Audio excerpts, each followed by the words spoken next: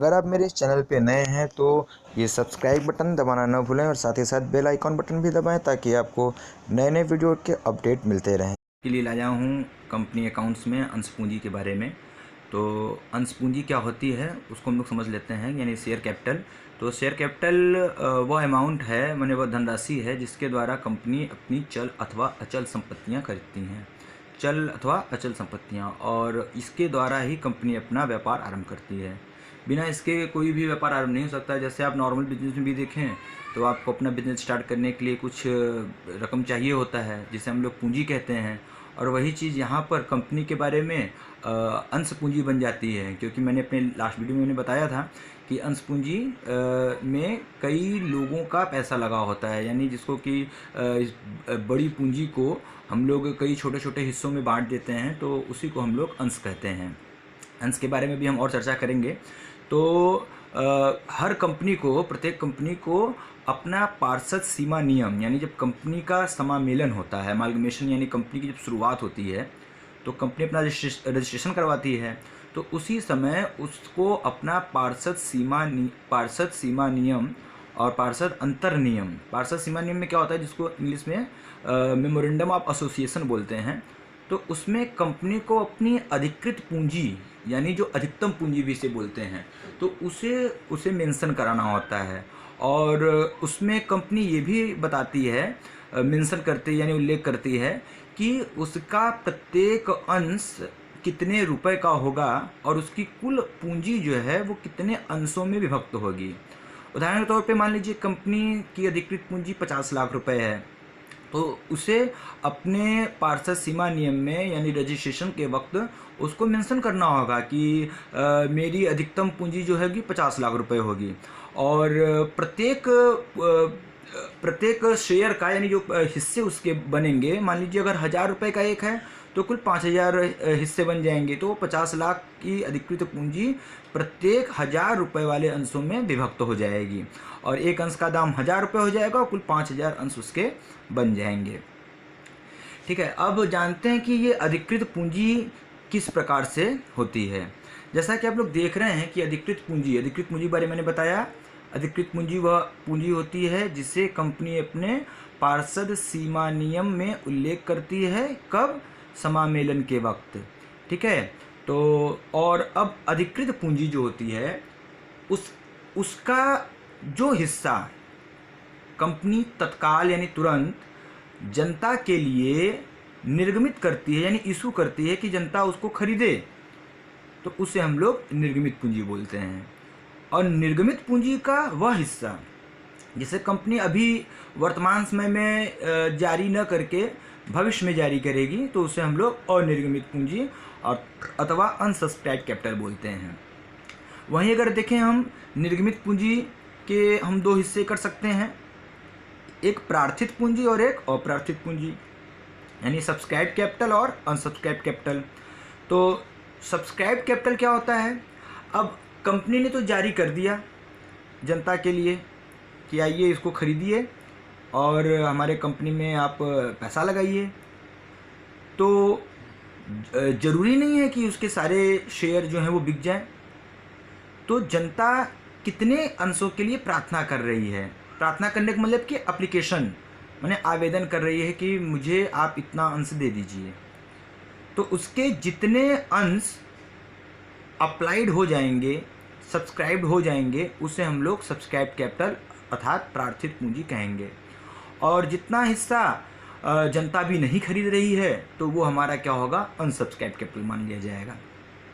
जैसे मान लीजिए अधिकृत पूंजी कंपनी की 50 लाख है और कंपनी को भी वर्तमान में 30 लाख की ज़रूरत है, तो कंपनी ने 30 लाख इशू किया और 20 लाख अभी रोक के रखी कि वो भविष्य में इशू करेगी। अब 30 लाख अंश तो कंपनी ने इशू कर दिया, लेकिन ज़रूरी नहीं है कि उसके पूरे अंश ही बिक जाएं। तो ये प्रक्रिया क्या होती है कि कंपनी डायरेक्ट पूरा अंश भी निर्मित साथ में मतलब सब्सक्राइब हो सकता है, कुछ बाद में भी।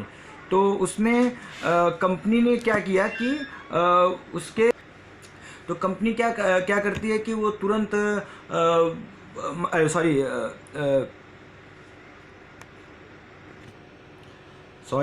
थोड़ा डिस्टर्बेंस हो गया था।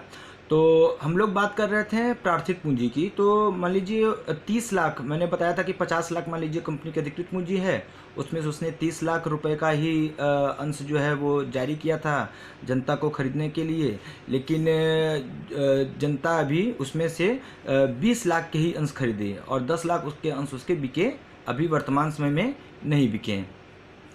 तो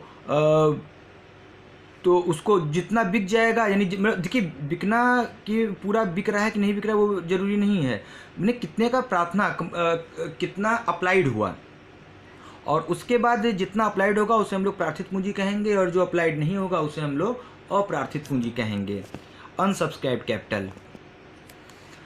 अब बात आती है कि कंपनी को एप्लीकेशन फॉर्म मिला, जनता मांग कर रही है कि मुझे इतने अंश चाहिए, मुझे इतने अंश चाहिए, इतने अंश चाहिए। तो अब जरूरी नहीं है कि कंपनी सबको अंश दे दे। मान लीजिए उसके अगर ये जो आवेदन है यानी सब्सक्रिप्शन है, सब्सक्रिप्शन कभी कभी अंडर सब्सक्रिप्शन होता है, कभी कभी फुल सब्सक्रिप्शन होता है, कभी कभी ओवर सब्सक्रिप्शन हो जाता है। तो जब अंडर सब्सक्रिप्शन है तो कंपनी जो उसका अनसब्सक्राइब्ड कैपिटल है उसको फिर से रीइशू करके या इंतज़ार करके उसको पा सकती है, और अगर फुल सब्सक्रिप्शन हो गया तो कोई बात ही नहीं है। लेकिन जब ओवर सब्सक्रिप्शन हो जाता है तो जैसा कि बताया गया है कि अधिकृत पूंजी अधिकतम पूंजी होती है, उससे ऊपर कंपनी उसको नहीं रख सकती है। तो अब बात यहाँ पे आती है कि अगर ओवर सब्सक्रिप्शन हो जाए, यानी कि कंपनी ने 30 लाख रुपए के ही शेयर इशू किए थे, लेकिन फॉर्म आ गया है 35 लाख अंशों के लिए, 35 लाख रुपए के अंशों के लिए फॉर्म आ गया है।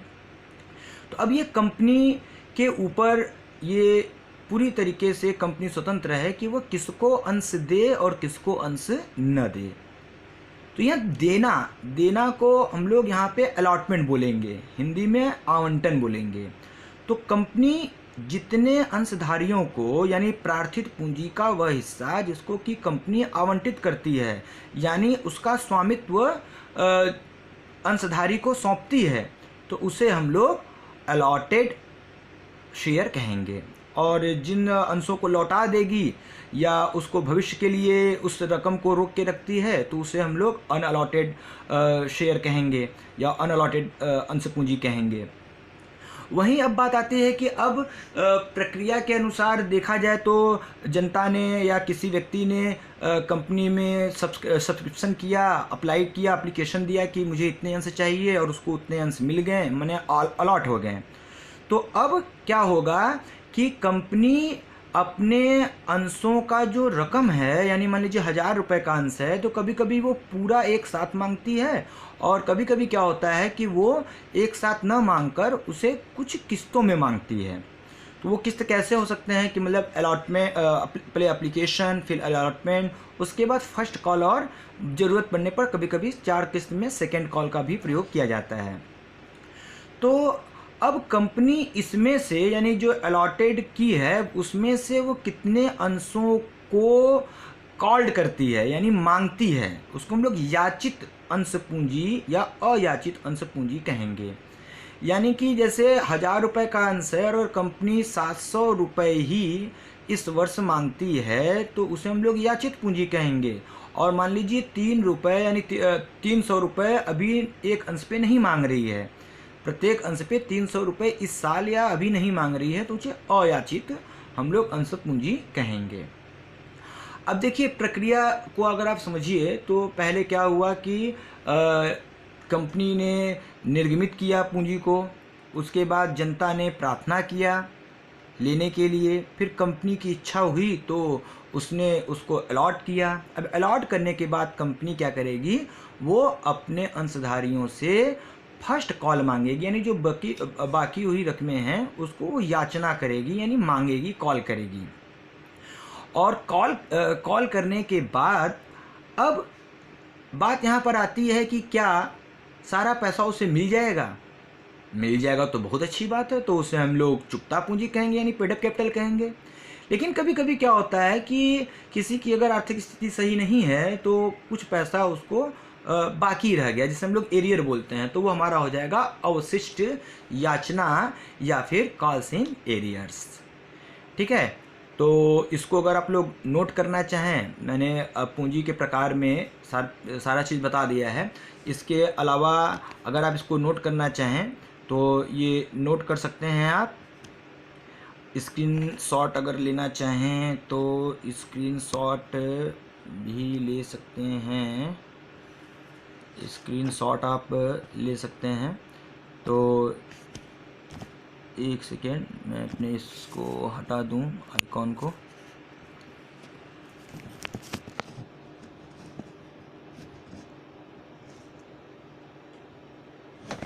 चलिए, अब इसको स्क्रीनशॉट अगर लेना चाहें तो उसको आप ले सकते हैं। वही सारी चीज़ें इसमें लिखी हुई हैं जो मैंने अभी आपको बतलाया है।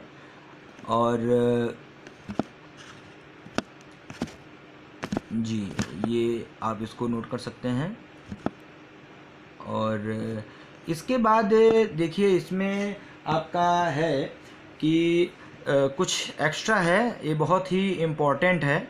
कि एक है आपका ये जो 7वां नंबर पे है, ये रिजर्व्ड कैपिटल यानी कि संचित पूंजी। संचित पूंजी क्या होता है उसको हम लोग जान लेते हैं। संचित पूंजी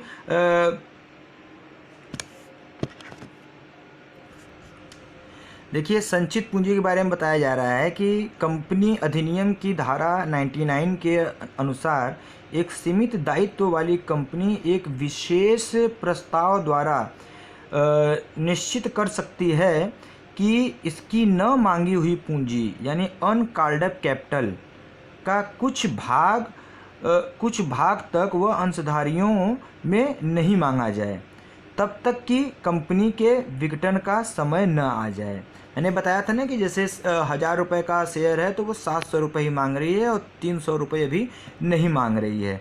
तो उसी 300 रुपये के हिसाब से जितने भी अंश उसने निर्गमित किए होंगे, मैं एक अंश का उदाहरण लेके बता रहा हूँ, तो उस 300 रुपये का वह भाग जो कंपनी अगर एक विशेष प्रस्ताव द्वारा वह जारी कर दे कि इसमें से 300 रुपये में से 200 रुपये को हम तभी मांगेंगे जब कंपनी का विघटन होगा, यानी कंपनी का समापन होगा, ठीक है, तो उस समय मांगा जाएगा।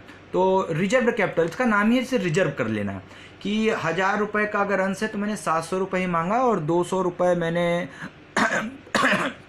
100 रुपये में बाद में मांगूंगा, लेकिन 200 रुपये मैंने विशेष प्रस्ताव द्वारा जारी कर दिया कि 200 रुपये में जब कंपनी का विघटन आएगा। और विघटन कब होता है? जब कंपनी के ऊपर कोई हानि आती है, यानी कंपनी खराब अवस्था में है और वो समापन करने जा रही है, तो उस समय वह अपने अंशधारियों से पैसा मांगकर और अपनी जो भी दायित्व हैं उसको पूरा कर सकती है।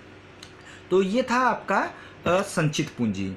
संचित पूंजी के बाद आप देख रहे हैं कि क्या आपका है स्थायी पूंजी, फिक्स्ड कैपिटल। इस पूंजी का आशय कंपनी की स्थायी संपत्तियों जैसे भूमि, भवन, मशीन, फर्नीचर आदि में लगी हुई पूंजी से होती है। यानी जिस रकम से आप जो संपत्तियां खरीदते हैं, यानी मशीनरी खरीद रहे हैं या बिल्डिंग खरीद रहे हैं, ज़मीन खरीद रहे हैं, तो वो सारी चीज़ आपकी क्या मानी जाएगी? स्थायी पूंजी। और वहीं जो चल पूंजी होती है, वेरिएबल कैपिटल। चल पूंजी का आशय उस पूंजी से है जिसके द्वारा माल पुनः विक्रय के लिए क्रय किया जाता है। यानी जो चल और अचल में आप ऐसे ही समझ सकते हैं। फिक्स्ड मतलब अचल होता है कि यानी जो चले ना, और चल का मतलब कि जो बराबर चलता रहे, यानी उसको वो रूप अपना बदलता रहे। जैसे आज मैंने माल खरीदा, उसके बाद उसको बेचा, फिर माल खरीदा, फिर बेचा, तो ये बारी बारी से हमारा पूंजी बदलता रहता है। तो वह रकम जिससे मैं बराबर व्यापार करता रहता हूँ उसे हम लोग चल पूंजी कहते हैं। और फिर कार्यशील पूंजी, वर्किंग कैपिटल।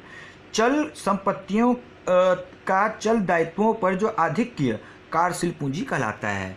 यानी जो आपका चल संपत्ति और चल दायित्व है उसका जो डिफरेंस आएगा उसको हम लोग क्या बोलेंगे? कार्यशील पूंजी।